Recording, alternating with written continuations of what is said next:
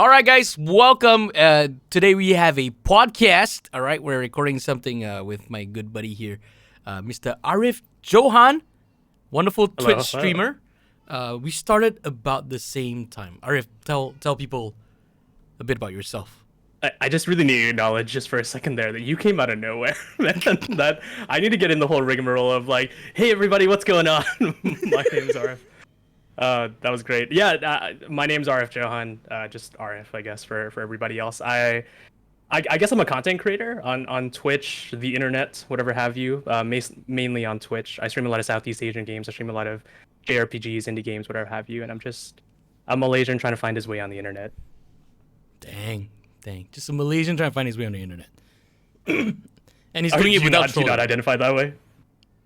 I don't know, man. Like, I got on the internet with the goal of trying to make people laugh.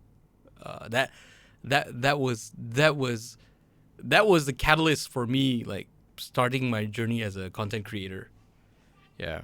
So it started with like making like the YouTube videos, the parodies and stuff. And then it later on grew into like live streams and yeah, this is the latest leg of the journey, which is Twitch and gaming content. Yeah. Rest assured, you're making people laugh like 24/7, man. I hope so.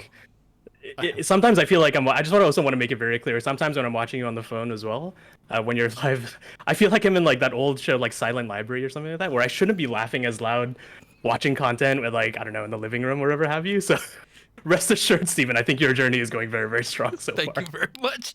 How about your end though? What got you into like streaming? I think that's a great question. Loneliness, socio-political frustration, economic frustration.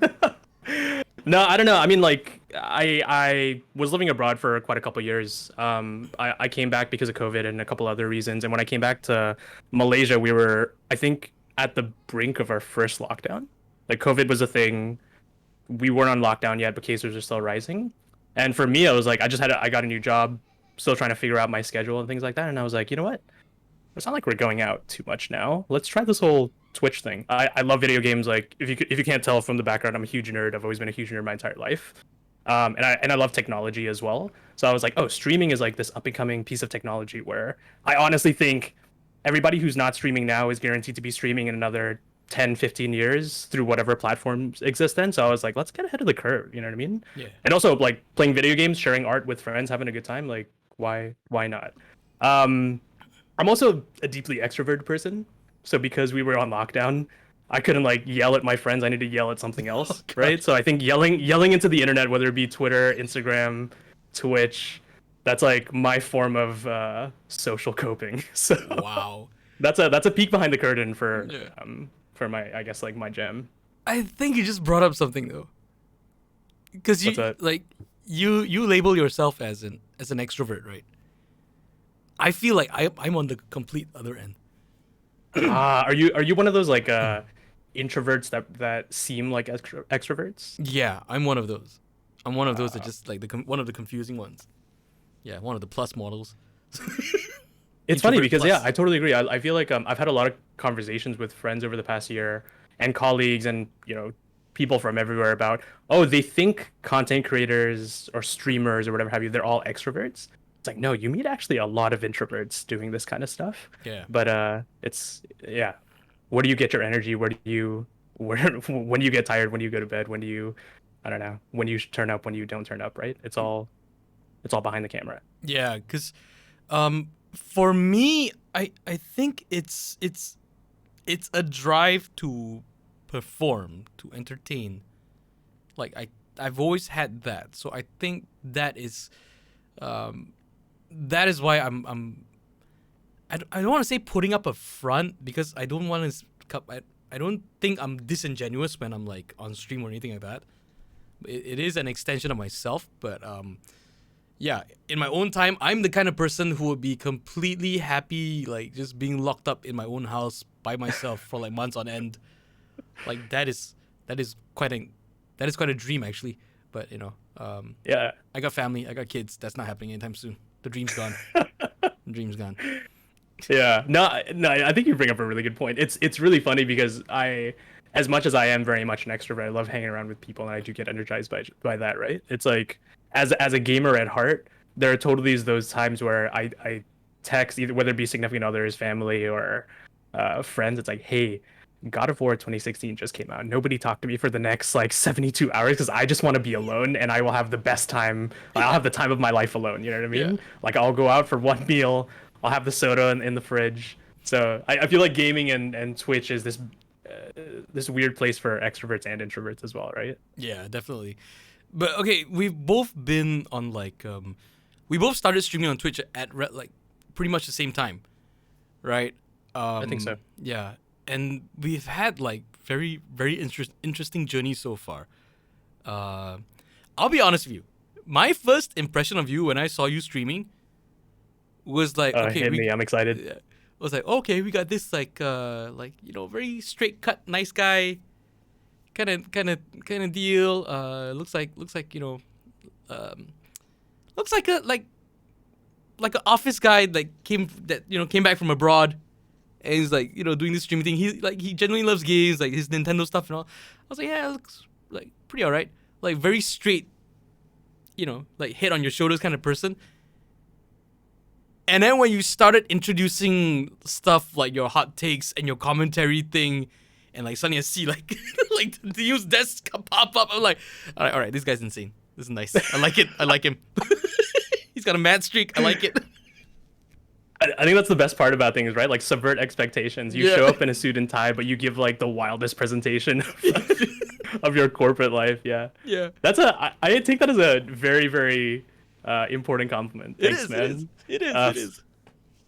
Yeah, I don't know. I feel like talking to your point earlier, right? It's like, yeah, I'd love to get into this whole like, what does it mean to stream for a year? What are the lessons we've learned there? And also like, Yeah. how do you keep that kind of stuff up, right? But for me, it's totally the persona thing where I do really want to make sure no matter what content I'm putting out, whether it be a tweet, an Instagram story, Twitch, a YouTube video, whatever have you, it's like you do want to portray that genuineness to your character. Yeah. But I feel like the internet and having fun on the internet is also just, there are no rules and there's no expectation. So let's just go crazy. Let's have fun, and let's like, I don't know. I just have this whole life thing where if you're too much in the box, are you really enjoying or experiencing that much in life, right? So why not experiment a little bit and get a little bit insane? So I Right. appreciate that you recognize the insanity, Yes. because I know very well that you are also a person of insanity.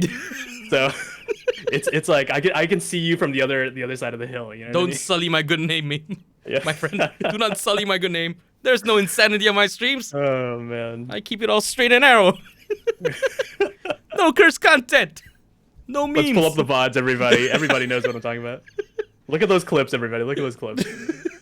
Yeah, but dude, how has it been for you? Like when you first started streaming, like what was the feeling like, and what were the expectations you had Oh, when you first started? that's a great one.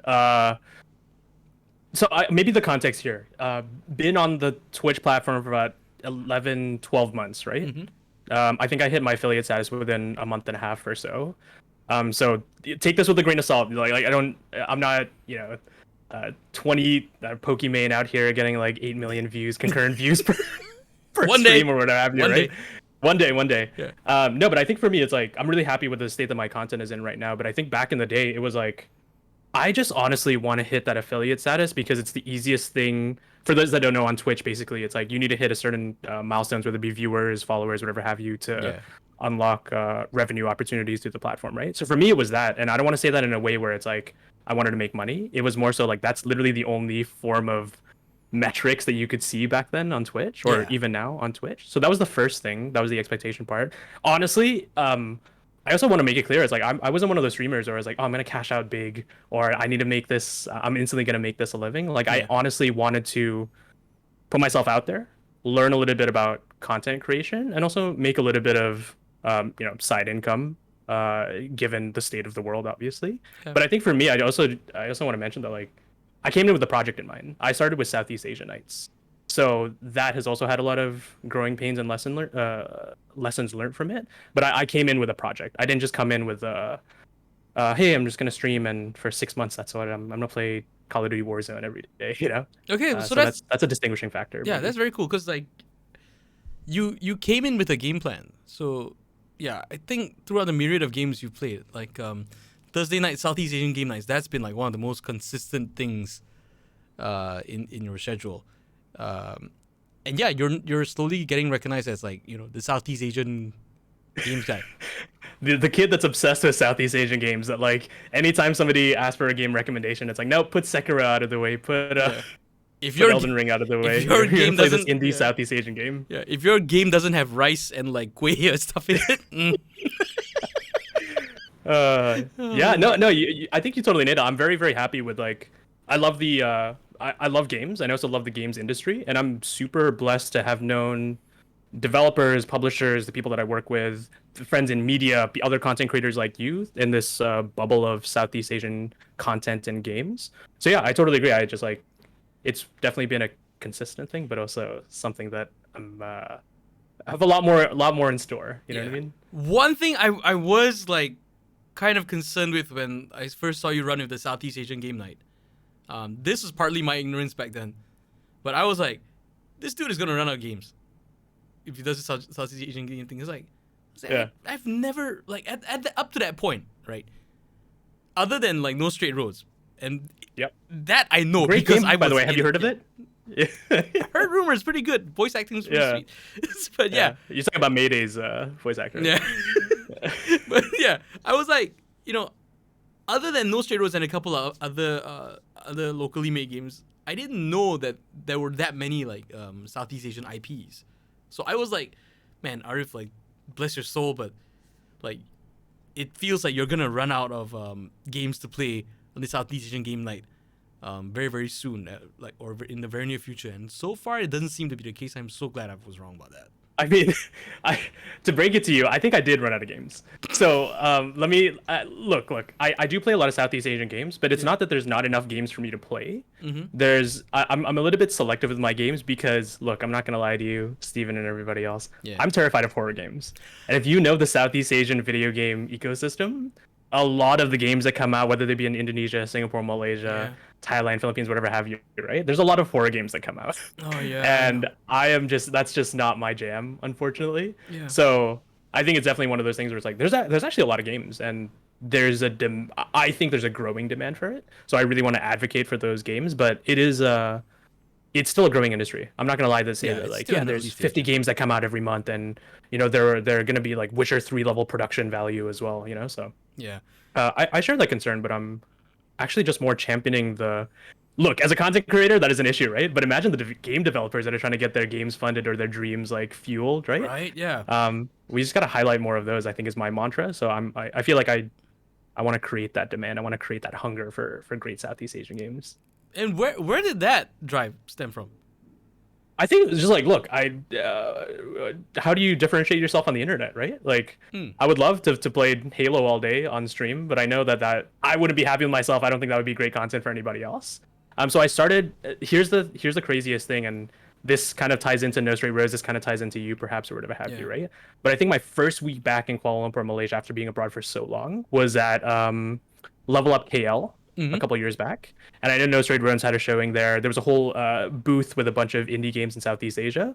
I started just to look around, play some demos and whatnot, and I met a bunch of developers there. I was like, have I been sleeping on this entire region? Like, these games are beautiful, man. Like, what am I doing with my life? Did you see so I think Gigabash from there, yeah. Gigabash. Gigabash was I think that one game of the show for Level Up, right? Yeah. For that show. Yeah. So I think that's really where it stemmed from. I think it's just like, oh, maybe there's just not enough marketing dollars in Southeast Asia. So that's where I just wanted to like step in and do content around that. Because for me, it's like, look, I would love to grow my own personality. I'd love to grow my own influence in whatever way, shape, or form being a content creator. But I just want to celebrate video games, man, because that is like something that is wild that we have as I don't know, as a society. I feel you, man. That is actually a very like nice and strong and noble plan to come in, because I kind of envy you in that respect, because like you kind of like found your identity like from the get go, in terms of like yourself as content creator and yourself as a streamer.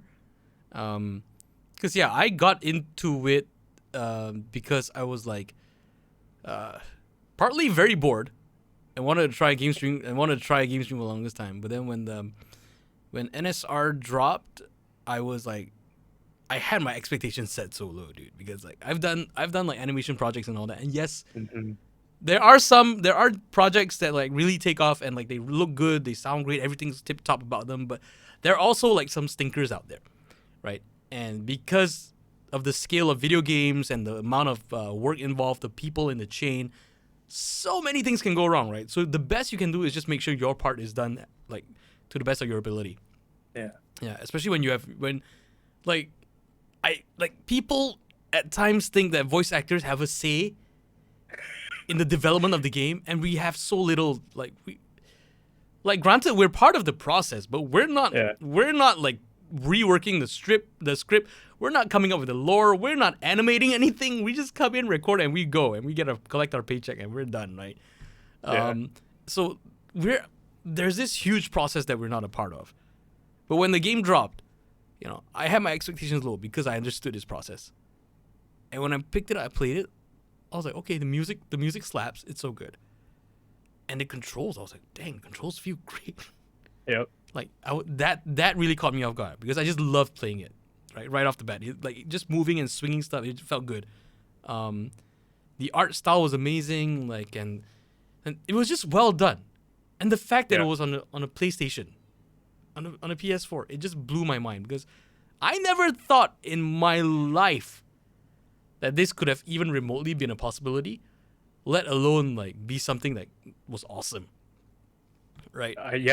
So it stemmed me streaming and wanting to be a gaming content creator kind of stemmed from there, because that just kind of like reignited that fire of like, oh my god, like I want to share this game. I want to make sure people know about this game. Like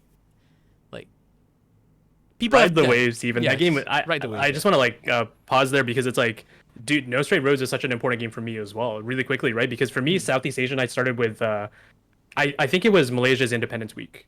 Yeah. And it was I just wanted to do, hey, let's do 1 week. I'm new affiliated here on Twitch. I'm very new to this platform.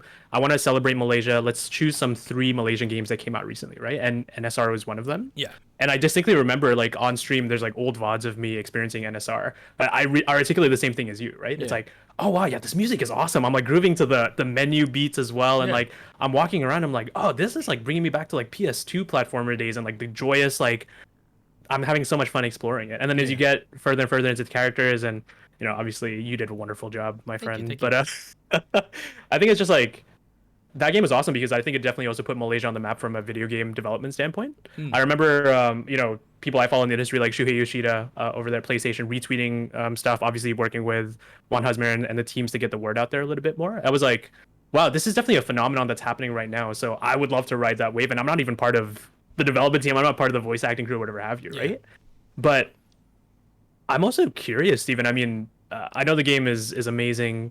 Let me know if you're recording voice lines for the sequel or whatever have you. But how long did you stream NSR? Because I think I know the answer to this, but I remember you were streaming NSR. Like that was the only thing you were streaming on Twitch. Right? Yeah, initially that was really the only thing I was streaming. The other thing I streamed every now and then was Red Dead Redemption. Yes, I remember those. Yeah. How did you balance the two? Because I feel like from a standpoint of you, it's like people, I'm assuming, came to your community and on Twitch and, hey, I want to see the voice actor of Zook just play these and reflect and Good talk sir. about it, Good sir. You assumed I had a plan. I am one of those who I just got really lucky with the game, with NSR, that it was a wave that I could ride, right? So I figured, you know what? I still remember at an early stage of the game, when my account was new, I would like go over into like people's Twitch streams, while they were playing and say, "Hi there, I hope you're enjoying the game. I'm the voice of Zook." I think you did that to me. I did it to everybody, dude. I did it to everybody.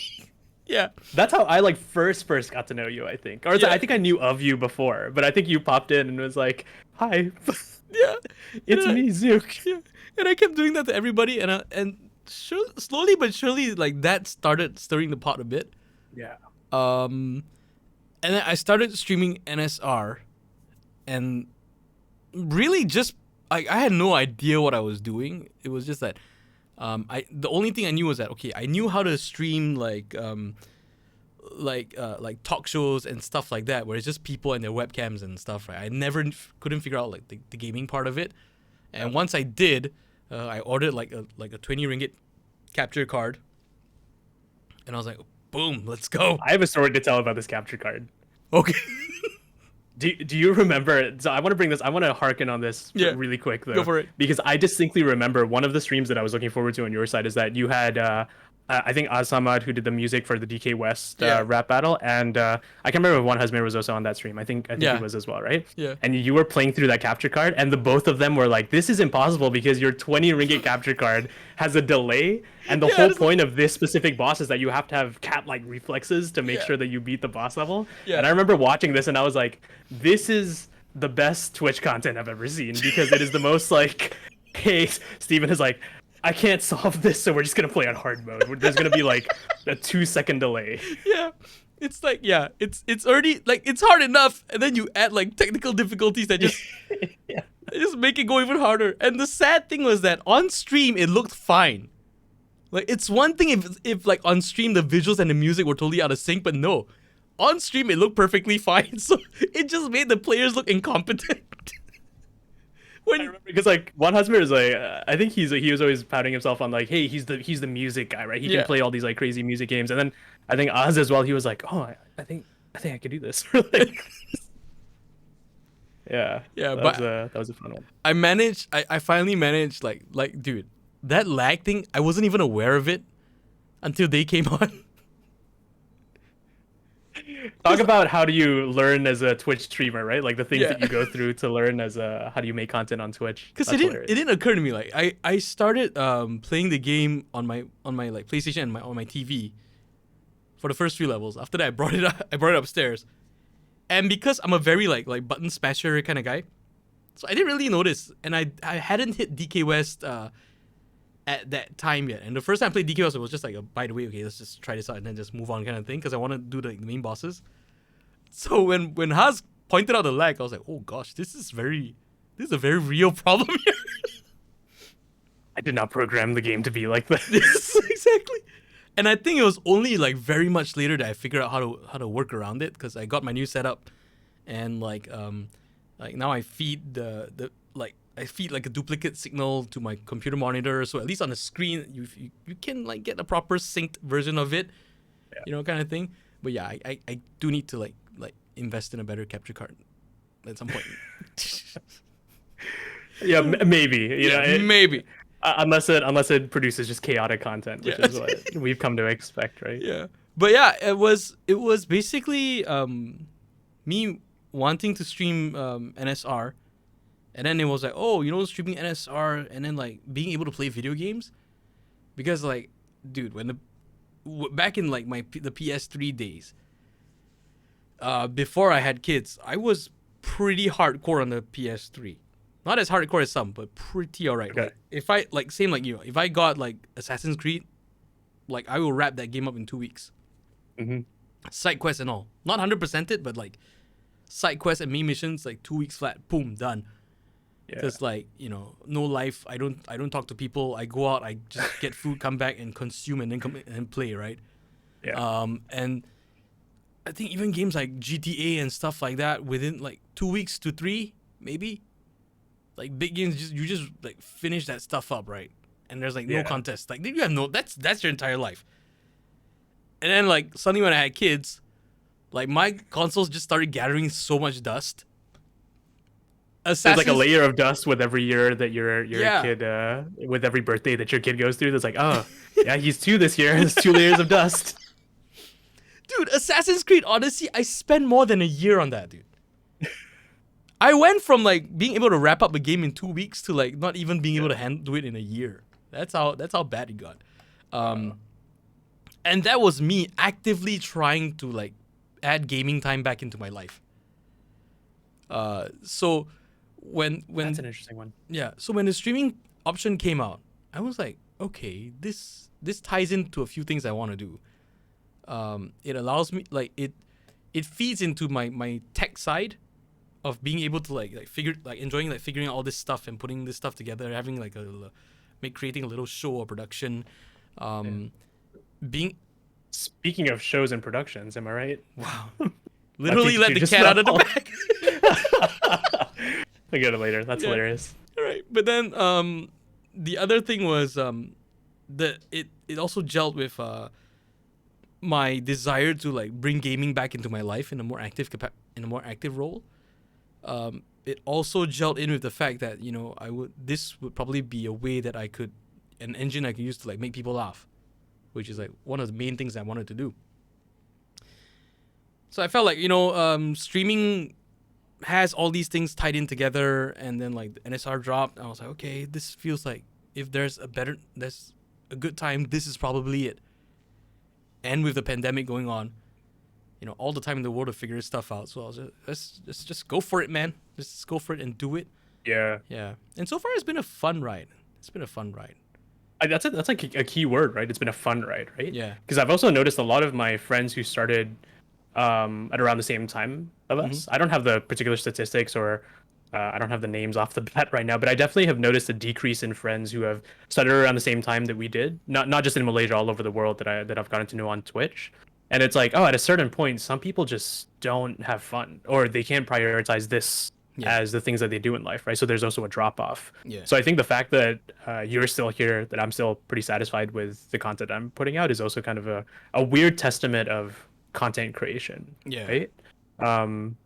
Yeah, because it's like it's not like you're getting paid to do this, and by paid I mean like a workable. Yeah. I'm assuming, for unlike the 1% on Twitch, like you can't have this be your day job unless you have some serious like alternative plans. Yeah. So it's like, how do you stay motivated, how do you stay fun, but also try to make something out of it, 'Cause right? At this stage, no one is like paying you money in advance to like build up your career. It's like you're inching and crawling every step of the way. Yeah. I mean, I do have another question for you, though, Yeah. to turn the tables a little bit here. It's like, I think you have such an amazing community, and there are obviously aspects that I'm incredibly jealous of, because I love the topics and the things that you get down to over there, right? But I Yeah. think for me, it's like, how much of the Stephen Bones Twitch brand or community is about the game versus the people that are hanging out with you, And did you have a perception when you were starting your Twitch career of like, oh, I want to I need to choose these games, or like, oh, they want to see me just play video games? Because Dude. I feel like there's been a change of your kind of content, at least, where I saw like, oh, it's much less about like the shenanigans you do on Red Dead, and it's like, how do you have fun with the people that are hanging out with you, right? Yeah, I don't know, man. With the NSR, at the NSR stage, right? When my streams are heavily revolved around NSR, it actually, for all intensive purposes, that was actually like one of the best times, because you had this situation where like I was very happy to be in the video game. I was very excited to stream it. I was very excited to be that I was a part of it. I was very excited to share it. You had a community that loved it as well, so it just all kind of collided together. And the fact that I got the ball rolling for all that stuff, and then noticed like the artists, and then like started creating like projects around it and all that. So that initially brought a lot of people in, and personality-wise, a lot of the quote-unquote trash fires like on my stream, like they were not staged. Those were just things that kept happening because of like just dumb luck or something like that. Yeah. And then somehow like people just like attached like, okay, this is a Steven thing, like. Like the moment you put Steven in there, like this is what you can expect, right? In terms of Red Dead, it was simply just because like that was the game I was playing at the time, or that I wanted to like revisit. Yeah. So yeah, and I had that thing where like, oh no, I'm playing and people are watching. Like let's just like ham it up a bit and like go a bit out of your way to shoot a rabbit and like steal a train and sing a song while you're stealing a train, that kind of stuff. But yeah, with the tough thing though, and the thing that I was very aware of from day one, was that NSR, like, it's a great game and all, by all accounts, but it is not WoW. it's not like, it's not like World of Warcraft. It's not an MMORPG that keeps getting DLCs and that you can keep playing for like years on end and slowly grow your viewer base and all that. So I knew that at some point this hype train is gonna slow down, and at some point I have to figure myself out and stand on my own 2 feet as a creator. You know, I'm glad to attach myself to like the No Straight Roads video game and all this kind of stuff.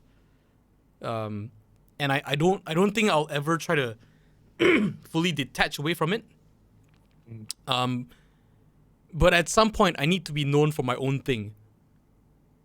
And that has been like one big struggle for me, because sometimes I feel like there's a bit of a bait and switch situation for my audience, because like I was like, yeah, all right, I'm a voice actor for Zook, and you guys come in, all right, we'll do these streams, all right, okay. After a while, like, okay, I'm gonna start playing other games now, and like, and I hope you guys stick around, you know, that kind of thing. Like you have an open house and then you lock the doors once they're inside the open house, and you're like, okay, let's. Yeah, I mean, that's kind of what I should have done, just lock him. But I know I'm, you know, free will and all that, but yeah. No, I think you make a really good point, because it's like are you going to be like 9 days and the only thing that you're going to play on stage is the story of a girl, right? Right, yeah. Or I guess like if you're Radiohead, there's a reason why they don't play Creep anymore at their shows if they've only recently started to bring it on, right? Like it's like they don't want to be known for, as a creator, whether big or small, it's like you don't want to be, for most people at least, like I feel like pigeonholing yourself and your potential and your identity and your brand it's so much like you're in a chokehold, right? It's like, will I be successful at this? Like, do I want to do this content? Right? Yeah, and like it's not so much do I want to do this content, but it's like I know there's a shelf life for this content. Yeah. And if I keep doing it non-stop, like on the regular, like I'm not gonna grow, and at some point it is going to, like, this plan is gonna backfire at me. So I need to figure things out. And I kind of got my first taste of that back when I started my YouTube channel, like back like I think a year or two before, like the parodies. Because like, I made my first couple of videos and like they just boomed, like just right off the bat. I remember watching those. Yeah. Yeah. So, you know, it felt like that same thing happening again, where like I just got on and I just started and like boom, like things just accelerated. And while yes, I feel extremely blessed that I get these, like, you know, initial bursts, the downhill that you have to deal after that, dude, that is not pretty, dude.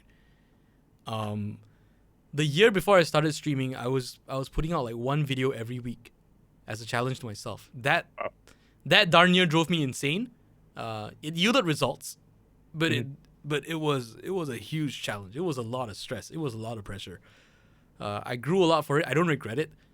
But yeah, within a year, I got to see a lot of like the ups and downs of being a creator. So when the same thing started happening in Twitch, where like, you know, get that initial burst, like boom, okay, NSR is doing great. Wow, you're getting all this, like your streams are doing like crazy numbers and all this kind of stuff. And dude, like, I think at highest, like one of the highest streams I did was it somewhere 300 to 500?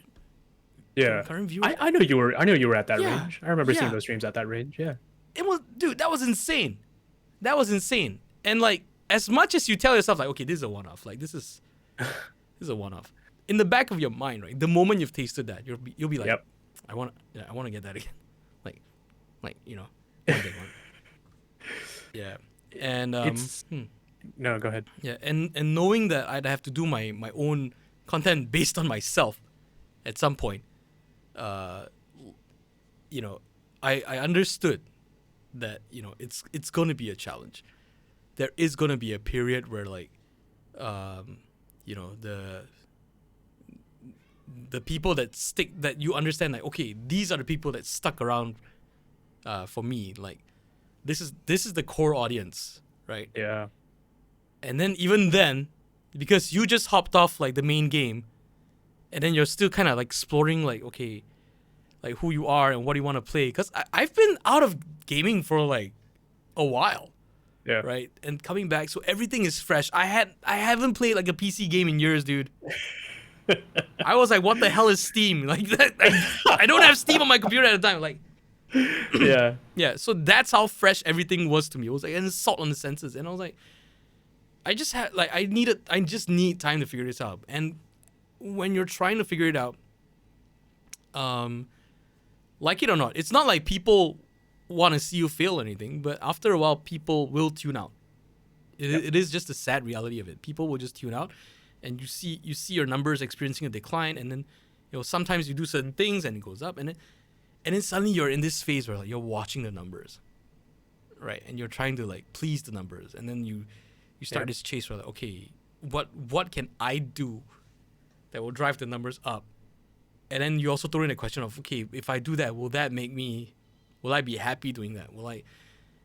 And it just, puts you in a situation where what used to be like just a state of clarity, of just like, okay, let's just do this, have fun, all right, we're good, okay, I don't care, and blah, blah, blah. Whoa, it blew up. Oh. To like suddenly, okay, how do I make this work? Right? Dude, that's just that's a I think, tunnel. no, it's so interesting because I definitely see how you could experience a lot of those things. I think just from a bystander's perspective, right? It's like I saw that growth, and I see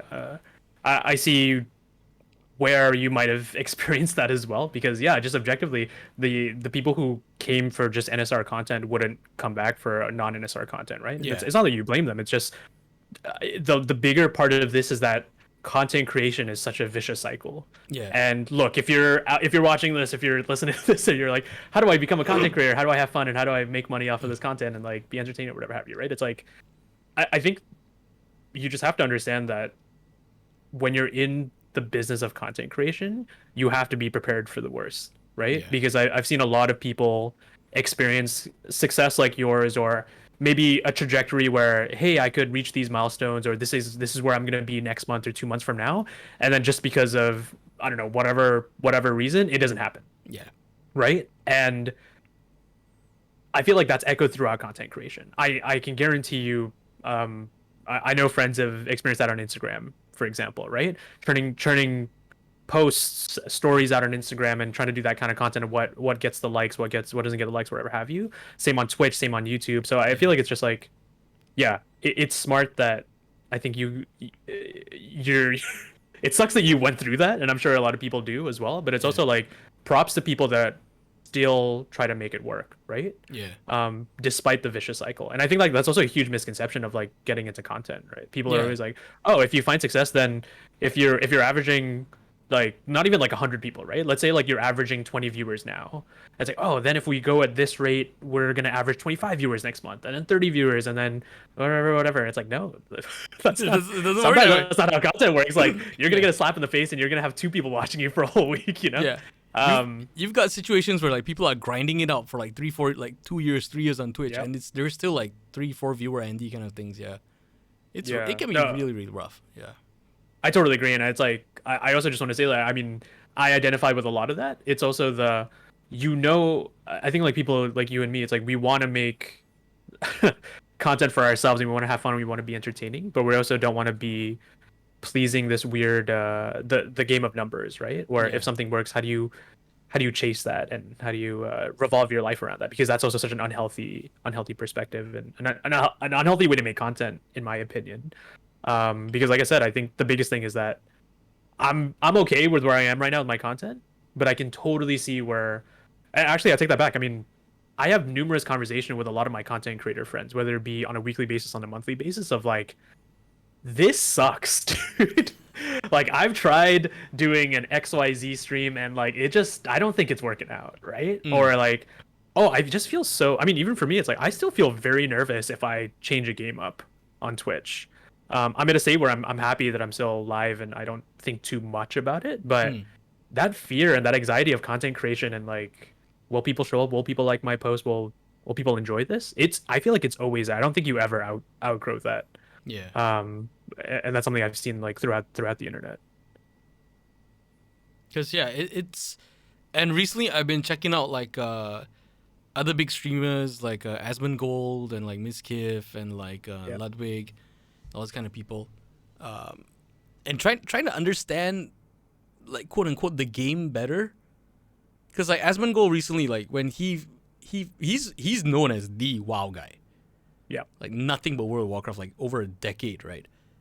Suddenly he says, I'm gonna try Final Fantasy. Yeah.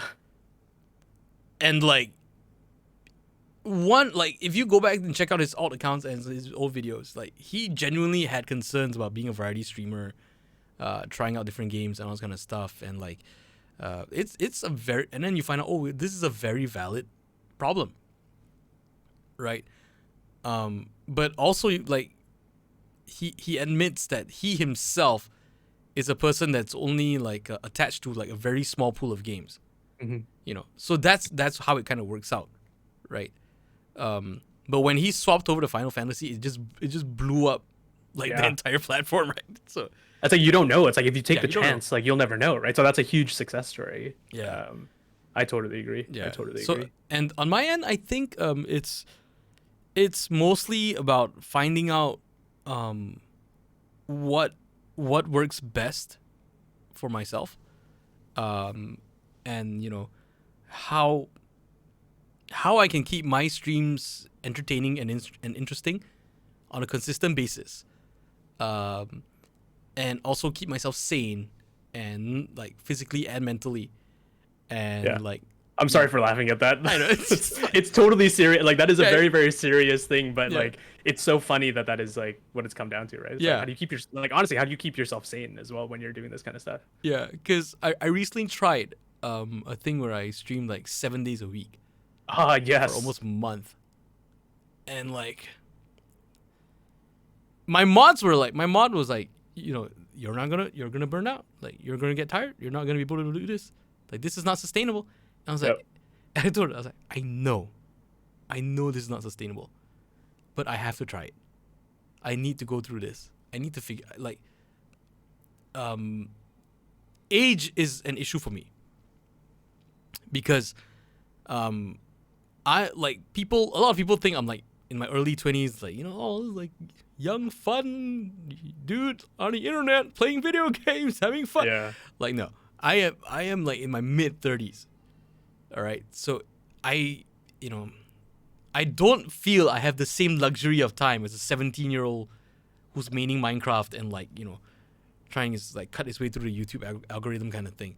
I have to like figure out a path of my own, and you know, quote unquote, at certain spots try to accelerate the process a bit, in terms of accelerating the learning curve, and the daily streams help me learn a lot in terms of like how not to get too attached to certain things, you know, who are you on like a deeper level, you know, what do you always revert to, and like also like how just it's like it's like martial art training, like you just desensitize yourself to pain.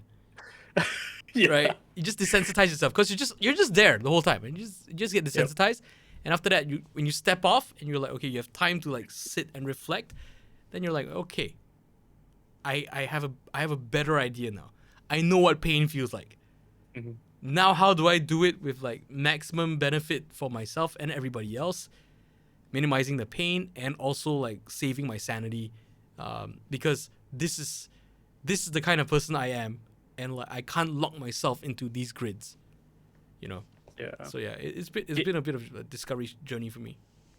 It's such an interesting run, right? Because I mean, look, I am on the younger side. I should say that look, I have terrible back pain and knee pain, so I also want to put that out there. Like, I'm not frolicking around and gallivanting and living life on edge. No, but I think it's like, yeah, this it's such an interesting topic when you go back to the numbers, right? Like, you need to make some sort of sustainability, whether it be financial stability, whether it be happiness, like stability in your happiness when you're making online content, right? Yeah. Because I just feel like it's really interesting when you talk about, okay, these numbers are doing good when I'm doing this kind of content, but maybe I don't think this is going to last too long, or I don't really want to do that content.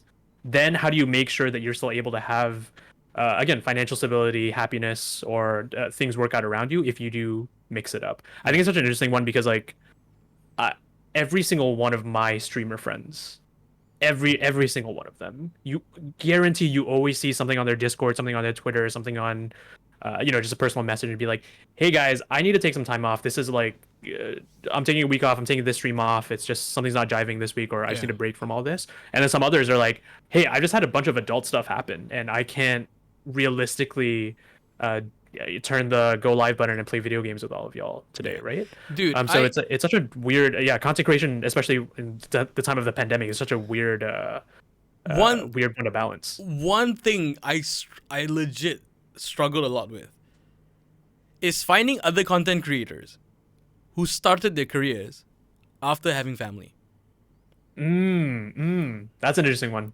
right? Because this is like one of the last few things, if you're a family guy, this is one of the last few things that you can like kind of like put yourself into. Yeah. You know, unless you're a creator that involves your entire family, that's a different story. But if it's like, if you're talking about like Markiplier starting this when he already has kids, you know, that's a different. You know, it's very hard to find those people. Yeah, I haven't found much of those. You know, especially in terms of like the really big ones. Agreed. Yeah. There are a couple in I mean, some of the Southeast Asian streamers that I know. I mean, come across a couple of Singaporean streamers. I know Mez out there in Singapore. He's another Twitch streamer, and Rotworks. I think both of them, they make it very clear that hey, they want to do this as their full-time jobs, Yeah. right? They're artists, they're content creators. They want to do this, but hey, the subs really help me support my family because this is it. You know what I mean? This is what I'm putting myself out there to do, and this is the hill that I'm going to die on successfully. Yeah. So I really hope that you guys support, right? So I think that it puts you in another world. I definitely can't identify with that. I think I'm not as naive as perhaps other people might be as well, where it's like, oh yeah, like all the income that I'm making for stream, I'm just gonna buy more video games, or I'm gonna Yeah. I don't know, do that kind of stuff, right? Or not even that, just like I'm gonna do crazy stuff because there's no the responsibilities don't really like exist too much around me. I don't think I'm like fully on that kind of curve of those kind of content creators, but yeah, I can't imagine how It does how scary that is. Like, is it scary to you? Is it terrifying that you're spending most of your day on live, hanging out, having a good time with people, but like, you know, there's other things that are like outside your door that might be taking precedence. Yeah, they're right outside the door, literally. Yeah. Your kids aren't getting fed whatsoever during the hours and shit. Well, yeah, but I mean that. Oh man. But that is part of it. That is why I am very particular with time and productivity and trying to figure things out. Because ultimately, like, yeah, every moment I spend doing something else that is, quote unquote, like not an effective use of time or just wasting time, is, you know, possibly it's time away from the family and the kids, and especially with the kids being so young. So like, you know, it adds another level of strain to things. And to be honest, the easy thing is to really just give up and just like accept that, you know what, I'm a dad, just do dad things, get dad, like do dad work, and like, you know, invest in like stocks and shares and like buy Bitcoin and like, you know, and which is very safe. Yeah, totally. Buying Bitcoin is very safe. Yeah. And much safer route than Twitch. Yeah, and get like a second job and all this kind of stuff, and like, you know, the stable, tested and tried and proven routes, right?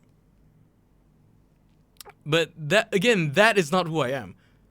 Yeah. Like, I can't do that, you know. If I force myself down that route, yeah, maybe financially, like I'll be like better off and stuff, but I think like a part of me will be so unhappy doing that path that I won't know how to explain to my kids that, you know, I don't want to tell my kids that story of like, oh, you know, yeah, dad gave up like everything that he wanted to do, and because he had to like get money and like, you know, feed all of y'all, and it was pandemic times, and it's like, no, I'm not telling them that story. Yeah. So I thought that was gonna go down the route. It's like, hey, you guys can't eat lunch today because I'm trying to stream and make it out here. Thank God for food delivery, man. Yeah. No, I totally. It's such an interesting one, and I also like want to make it clear that for me, I mean, I spend a lot of time on my content, right? Whether it be Twitch or again, writing emails or trying to make content on a larger scale work. But I also have a day job. I have a completely Yeah. separate job, right? So I think it's also really interesting to see where I stack up with people who are like, hey, I'm gonna go all in on this and put my life on the line, and this is where I'm gonna be with my content on finances or whatever have you. Because I feel like you have different buckets of streamers, different buckets of content Yeah, creators, right? sure. But I totally agree with you. It's like, do you know yourself well enough? And also, what are the things you put yourself through, right? Because even for Yeah. me, it's like, yeah, I say this every time I go live, or sometimes most nights on the week when I hit the go live button. It's like, hey, I just finished work like 5 minutes ago, but I needed to go live. Yeah. So here, let's make this work, right? Yeah.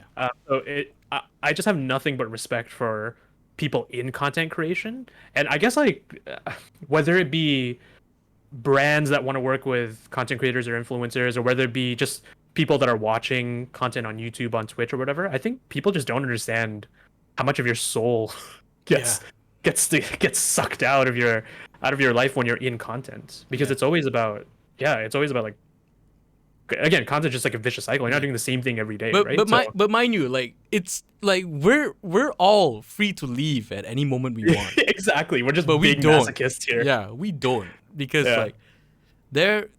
I think that's the thing about like a lot of content creators. We have this innate thing about us where it's like yeah, like I lose sleep, I get stressed out, but I want to Yep. do it. I want to do it.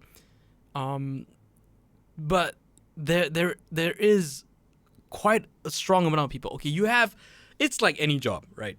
Where you have a lot of people who think like, oh, like this career is like so fun and interesting, and then they like try to pursue it.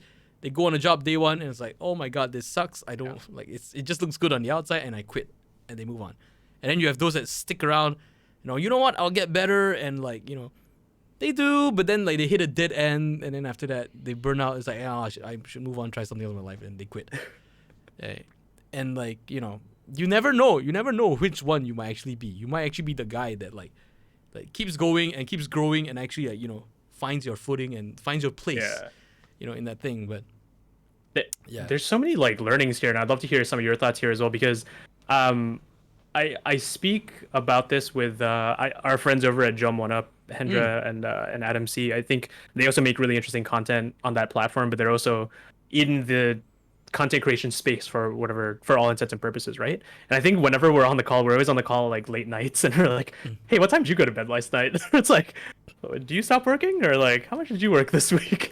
It's one of those like nods of like, when you speak to other people in this business of content creation, it's like, yeah, these hours are, or the painstaking is so normalized, right? Which is good and bad in some ways. But yeah, I just think for me it's fascinating to benchmark, right? Like how much you want to put yourself through, because I think for me, I always get really inspired by other people.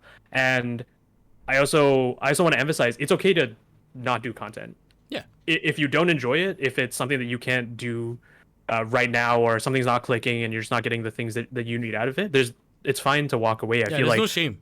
There's no shame at all. I've had so many friends that are just like, I can't do this, and I'm like, I wish I could walk away.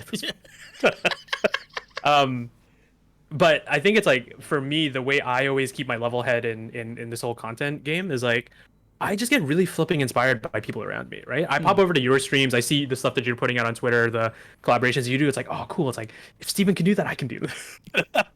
No, it's more like I can't believe they're taking risks and doing that stuff, right? Yeah. A couple other instances, like I have some friends that are blowing up on TikTok, right? And I've got a handful of friends that are like, wow, I'm just really jealous that their TikTok game is so good that I was like, I'm just gonna do some TikTok content. You know what I mean? Like I want to challenge myself to do more. So maybe it's just like finding solace in the like other people that do content, because I feel like those people, as opposed to putting you down and making you want to give up, which I feel like you and I could feel on a daily basis, right? Being in this weird game, it's like, oh, there's actually people to pick you up and lift you up and actually get inspired from, right? Yeah. I think that's also a key takeaway of like being in this whole content creation game. Yeah, and I think that's why like I can't speak for you, but I have a feeling you share this sentiment as well.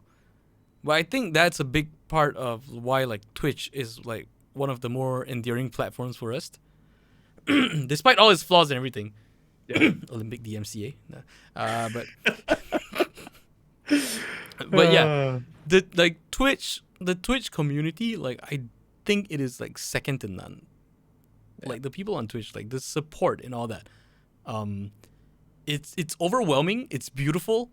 Like me being me, I sometimes worry about a false sense of security because everyone's like, no, you do you, boo, and like, you know, do what you want.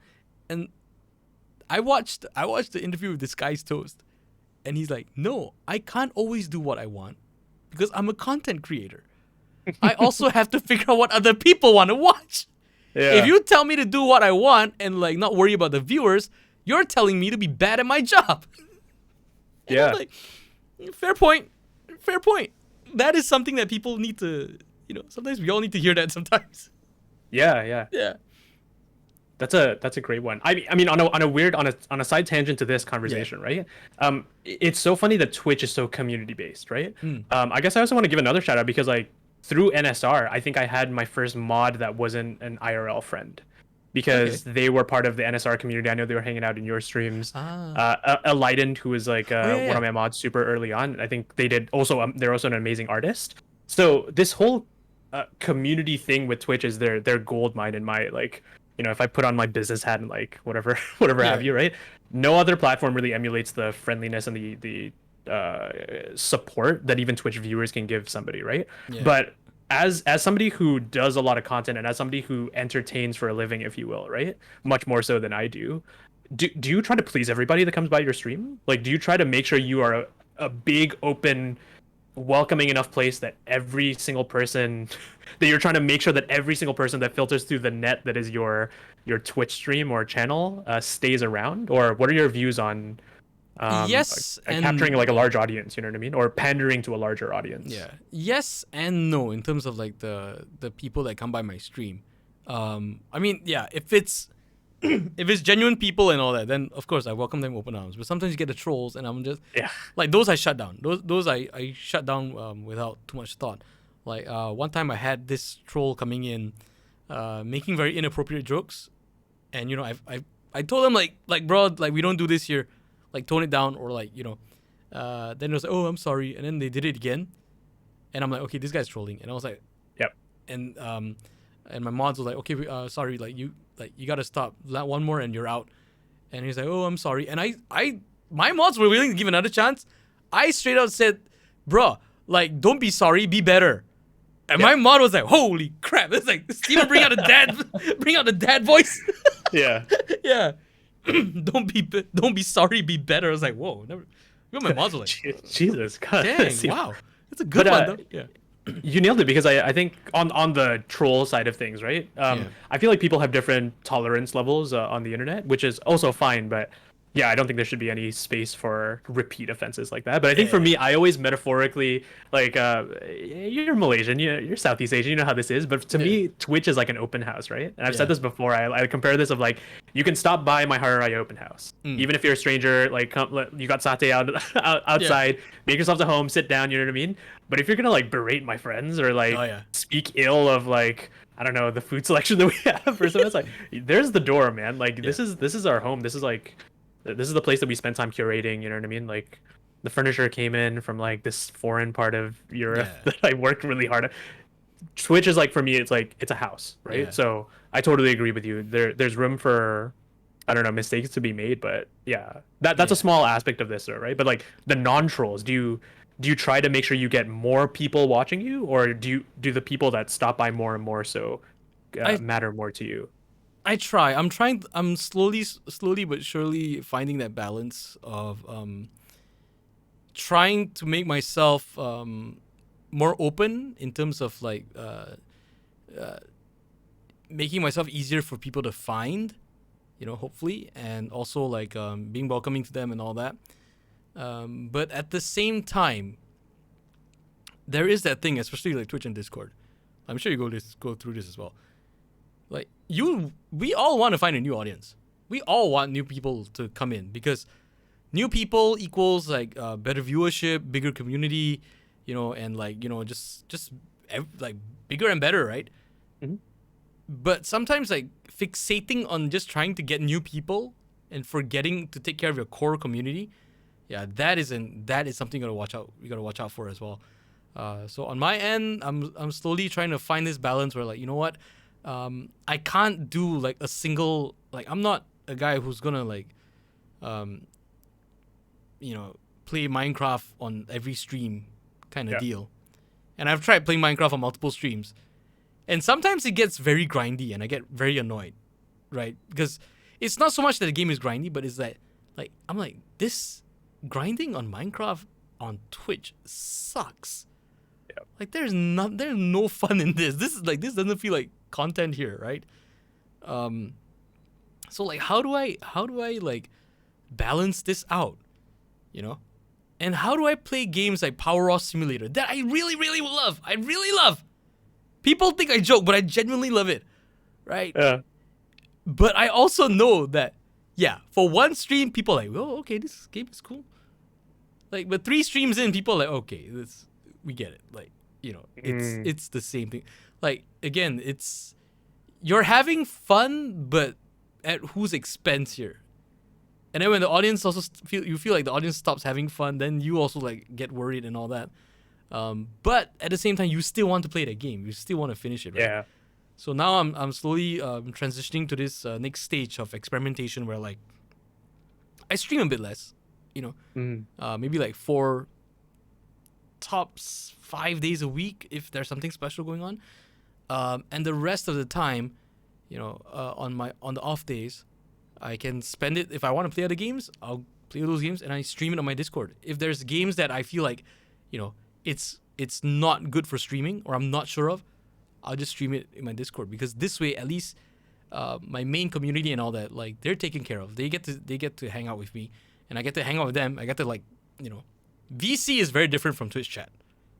Like, let's face it, streaming a game in VC and like having people talk to you, it's very different.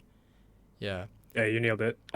It's so interesting when you put things like that, because I and I'm sure like hundreds of other people on Twitch feel the exact same way, right? Like, you want to be entertaining. We keep coming back to this concept of, like, you want to play the things that you want to play on Twitch, and you want to do the things that you want to do on Twitch, but there's just some things that you realize that will not be successful to the larger people that stop by, as well as your core community, right? Yeah. So there are other avenues to do that. So I totally agree. It's like an interesting one, because I experienced this through like Twitter actually as well, right? Like, when I talk about video games or things that matter to like a lot of the people that follow me, it's like, oh, that like goes off, right? But then when I talk about like very niche comic book stuff, it's like, it's like 2 or 3 people maybe like that tweet or whatever. But it's like, where do you find what formats work for the right kind of things, right? But I think the larger topic on all this kind of thing is that I struggle with this a little bit more, because I feel like I realized the hard way, or whatever, just being on Twitch for so long, that you don't have to please everybody,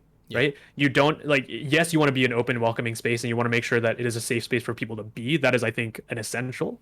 But beyond that, it's like, yeah, I just realized the audience I'm looking for are not going to be like 110-year-old kids, right? Yeah. It's maybe a bit on the older side. Maybe we can have a little bit more mature conversation. Another conversation that popped up like 2 days ago when I was streaming, it was like, I get really frustrated when I see streamers always like all over the internet, but like, no politics. Like, we're never speaking about politics, right? Yeah.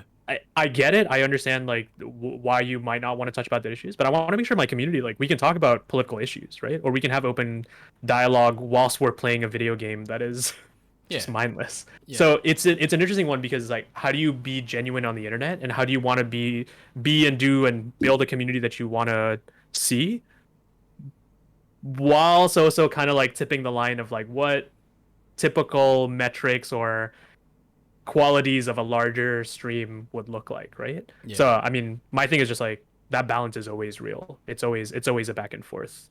But it's like, I've only learned that because of how much time I spent, like you said. The more you stream, the more you experiment, the more you realize, like, what do you want to do, and how do you build that, instead of let's just do everything, or like, let's just try to grow and grow and grow and grow, and that's it, right? Yeah, and I think we're kind of fortunate, because we do have our sort of core audiences. 100%. Yeah, 100%. So at least when it's a very different situation to be experimenting and then having no viewers, or like just 2 or 3 viewers with no real feedback, because at least like when you have like a basic core audience, you can see like, oh, when I got into this stage of the game and I started grinding, chat died. Why was that? How did that happen? You know? Yeah.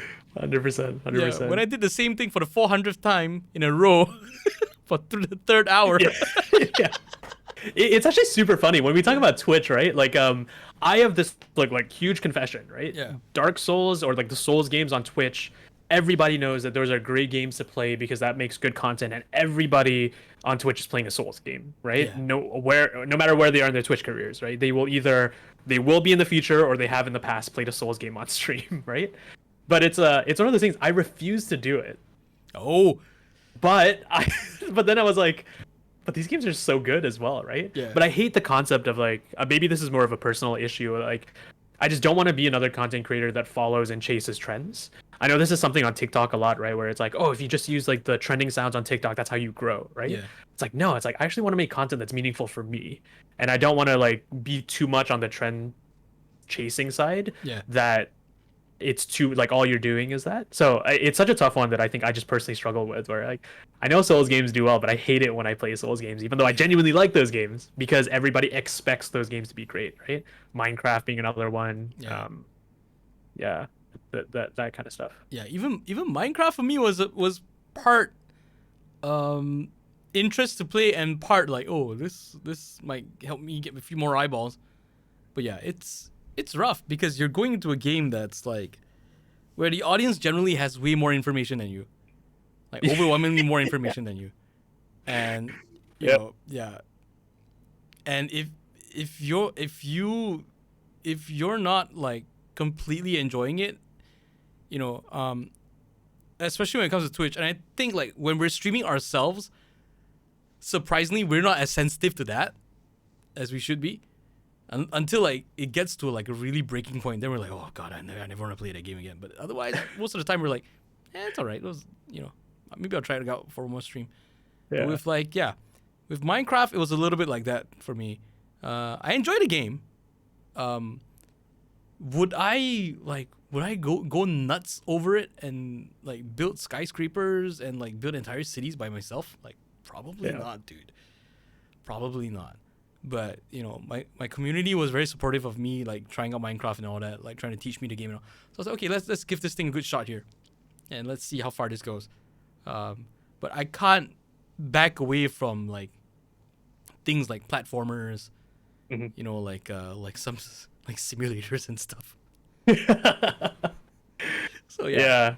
So It's so funny. It's so funny because you do end up going into these niches of like what you're comfortable with and what you want to put out and what you think is good content, right? Yeah. But it's like, dude, major props to also just experimentation, right? Like, another really, really good friend of mine, I think she gets motion sickness when she plays first person games, and she also really doesn't like scary games, right?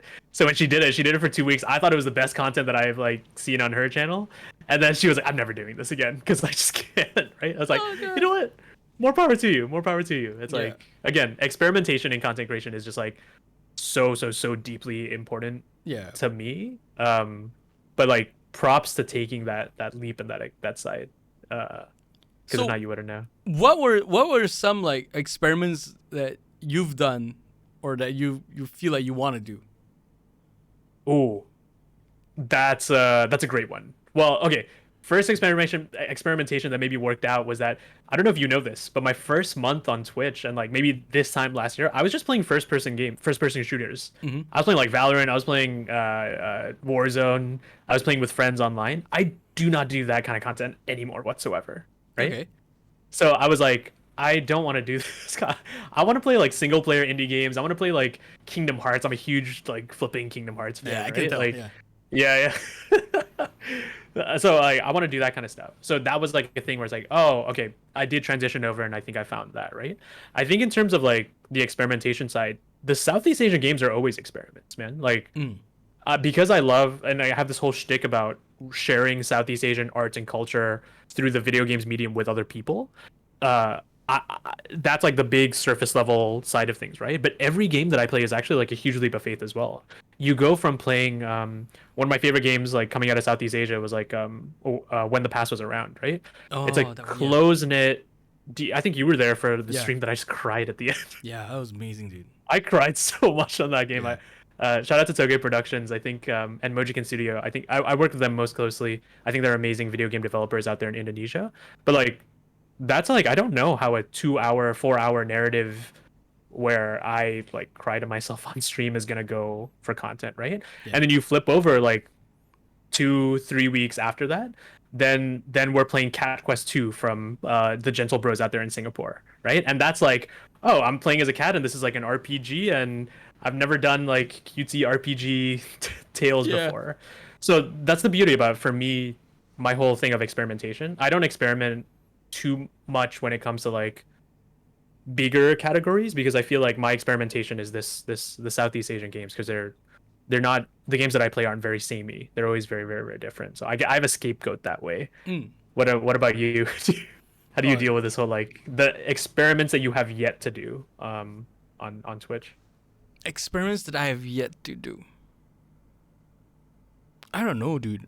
I'm I'm legit like winging it as I go along.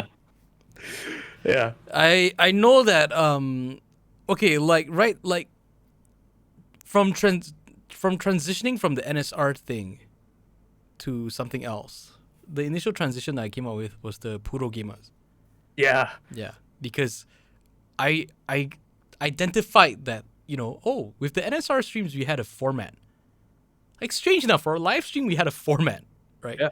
Okay, like the wait screen and then like introduction and then like okay, you have like the game bits and then and after that you have the fan art and stuff.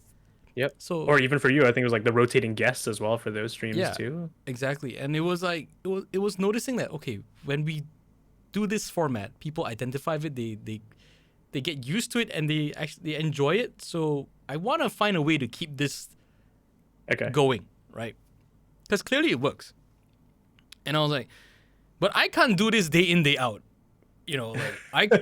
yeah, because me being an introvert, like constantly like looking for people to like come on Yeah. and do this and do that, like that is like partially a living hell for me. As much as I love like how when everything comes together, like the logistics of it, like it just drives me up the wall.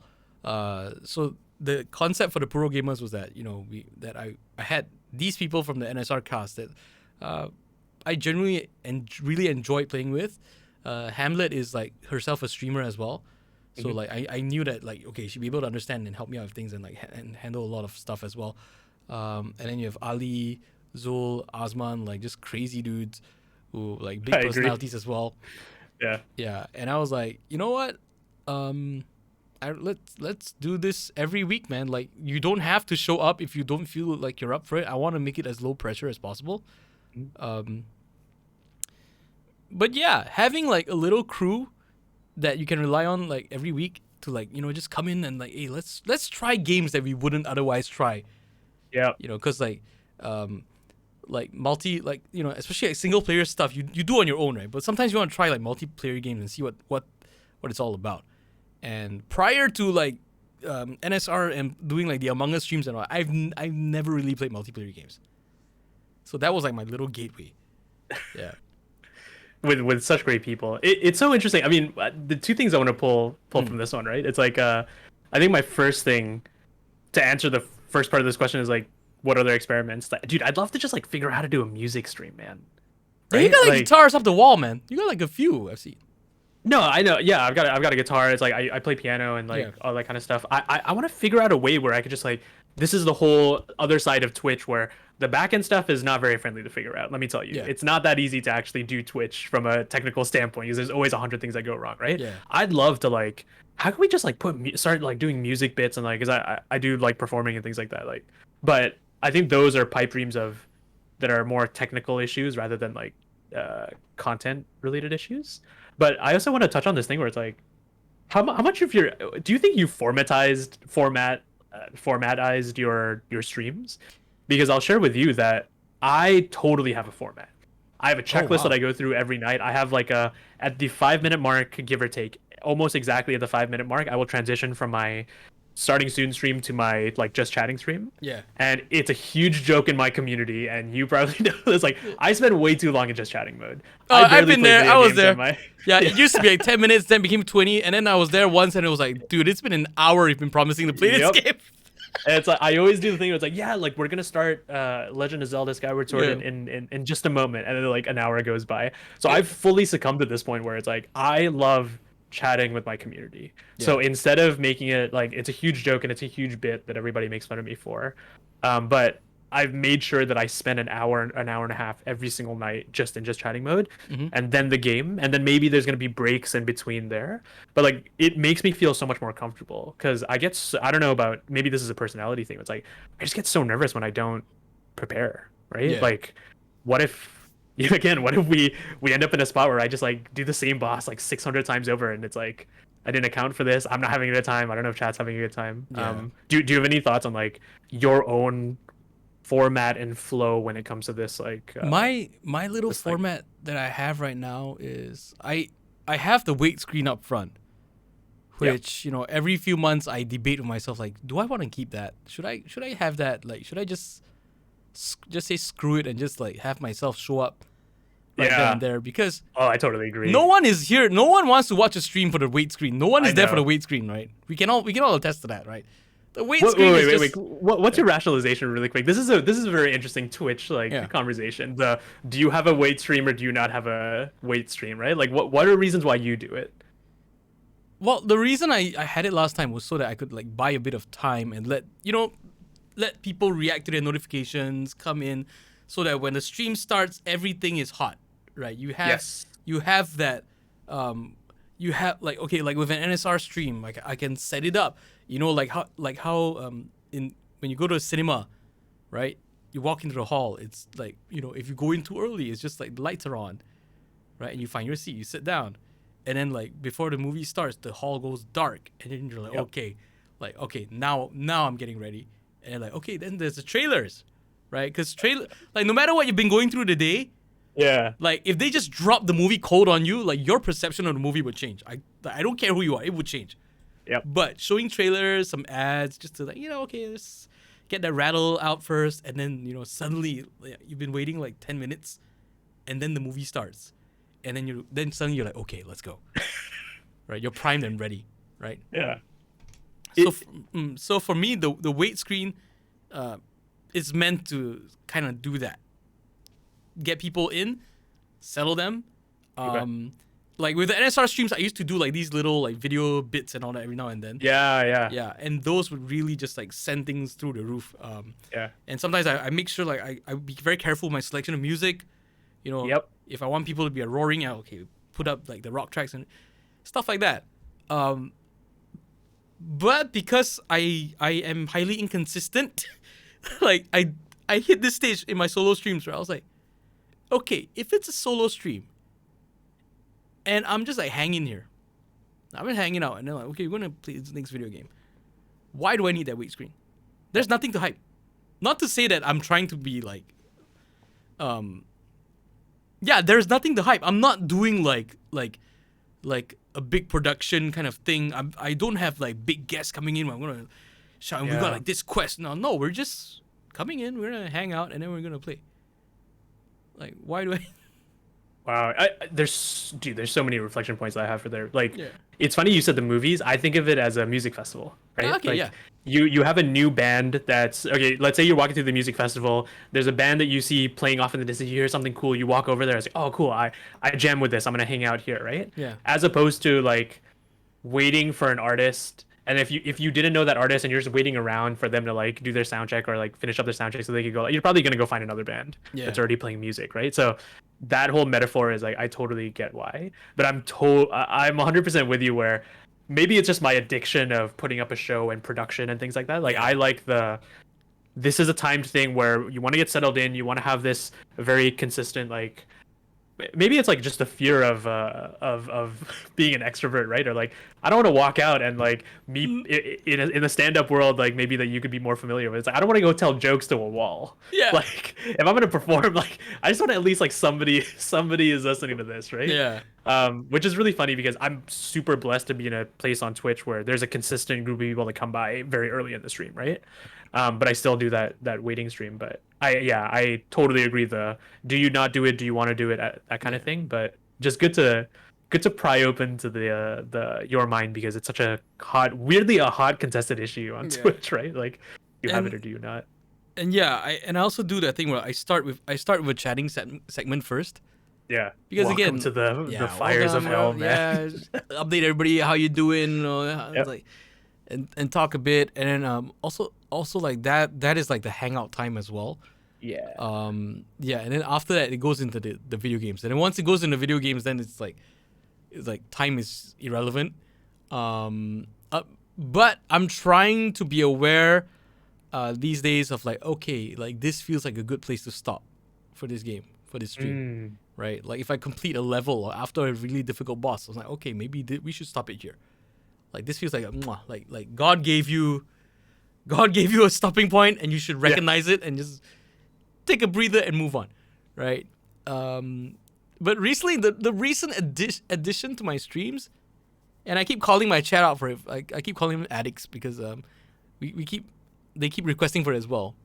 Marbles. Oh my god, you do a whole marbles thing in the middle of your streams? At the end. Oh, like, at the end, okay. Like they come That's a back for it, great man. thing. They come back for it. Like they'll be, oh, I was having dinner, I'm You're back. watching like your average viewer thing. It just spikes back up, man. I'm like, you people. The chat suddenly gets active again. Yeah, it's hilarious.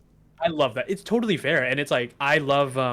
This is another weird thing about Twitch. Like when you raid somebody on Twitch, when you send your viewers off to another person, right? Like I always say, like, oh, let's get loud, let's throw some emotes, like, because I want them to be excited and share that excitement on with the next streamer. Because I feel like if you raid somebody and your chat's kind of dead, and I don't think it's a big issue. It's not something that I harp on a lot, right? Yeah. But like, I really want to share other content creators with my community, or like at least have my community have fun even though I'm like done streaming. So I feel like that uptick of when you have a format or have a schedule to your live streams, is that something you think about? And it sounds like it's for one way or another, at least like you can end the stream on a high, right? Like when people are hanging out and like chatting. Yeah, but I always try to, like, you know, with the pro gamer streams, I try to keep it a little bit more rigid.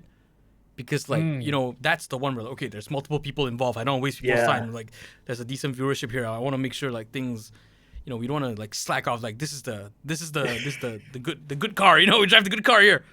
And and on my own streams is like, okay, this is where the crash test happens. Yeah, oh, I'm terrified of that. Like my thing, I bow down to my community in the sense where it's like if somebody redeems and rate that Pokemon, like we're gonna be talking about Pokemon for a solid like 20 minutes. You know what I mean? It's like, and we're gonna go in and out, and we're gonna have that fluidity. But yeah, you're totally right. When I have had people on stream, I feel so much more nervous, man. Like again, it's like it's funny because Twitch is, you're not just a director of a play, right? If you see this whole thing as like theater and you're like putting your actors in, you're making sure the light comes in here or whatever have you, you're doing that and you're acting. Right? So this whole concept about production and managing production, but also like having a good time and making sure people are entertained is like, I guess like people maybe they underestimate people that stream, because like good content creators and good streamers I think are like maestros of mastering of multitasking things in their brains, because it's like it's like trying to do all that while trying to make it look effortless as well, or like you know, just entertaining by nature. It's rough. I don't know, man, but this has been a nice talk. It's been eye-opening. It's been mind-expanding. Definitely. What are your final thoughts or reflections for, like, you know, since you've been on Twitch? Like, we've been on Twitch for almost a year now, I'd say. Yeah. And where do you see yourself in 5 years? But like, okay, like how's the first year been for you so far, and what are you like looking forward to going forward? There's so many learnings, right? I feel like we've only scratched the surface of like the things that you've learned right over the past year. But I think for me, it's that I've just learned that when you're on Twitch and when you're streaming to people, it's really about making meaningful connections, right? Whether it be with your audience, with your moderators, with your core audience, with your periphery audience, but also like with other content creators.